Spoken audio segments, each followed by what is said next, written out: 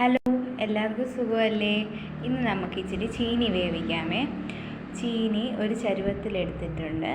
അതിൻ്റെ വെള്ളം ഒഴിക്കുമ്പോൾ അതിൻ്റെ മേലെ ഇങ്ങനെ നിൽക്കണം. ഈ വീഡിയോയിൽ കാണുന്ന പോലെ ഇത് നമുക്ക് അടുപ്പത്ത് വെച്ച് നല്ലപോലെ തിളപ്പിച്ചെടുക്കണം. ഈ വെള്ളം നല്ലപോലെ തിളയ്ക്കുമ്പം നല്ല വെന്ത ചീനിയാണെങ്കിൽ അപ്പം തന്നെ നമ്മൾ തവി വെച്ചെടുത്ത് നോക്കുമ്പോൾ നമുക്ക് മനസ്സിലാവും വെന്തോ ഇല്ലയോ എന്ന്. അത് കഴിഞ്ഞ് ചീനി നല്ല വെന്ത് കഴിയുമ്പം ആ വെള്ളത്തിലോട്ട് ഉപ്പ് ചേർത്ത് കൊടുക്കണം. ഉപ്പ് മുന്നിട്ട് നിൽക്കണം.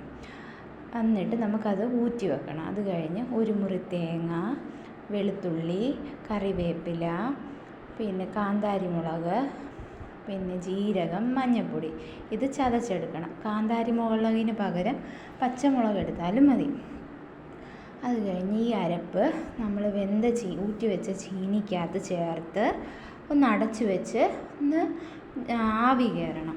ആവി കയറി കഴിയുമ്പം ആ ചീനിയിൽ ആവി ആയി കഴിയുമ്പം നമ്മൾ താഴെ ഇറക്കി വെച്ച് ഉപ്പ് ആവശ്യമുണ്ടെങ്കിൽ അപ്പം ശകലം കൂടെ ചേർത്ത് പച്ച വെളിച്ചെണ്ണയും കൂടെ ഒഴിച്ചു കൊടുത്ത് നല്ലപോലെ ഇളക്കി യോജിപ്പിക്കണം.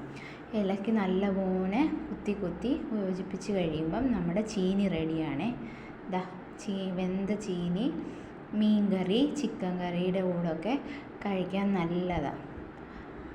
അപ്പോൾ എല്ലാവരും ട്രൈ ചെയ്ത് നോക്കണേ. ബായ്.